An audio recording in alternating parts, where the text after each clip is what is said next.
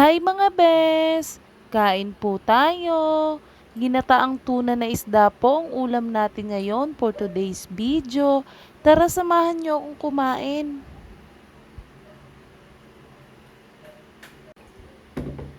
Pinirito muna po ang ating isda bago po ito ginataan.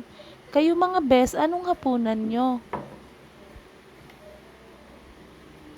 Salamat sa panonood! Salamat din sa mga palaging sumusuporta at nag-share ng aking video. God bless po sa inyo!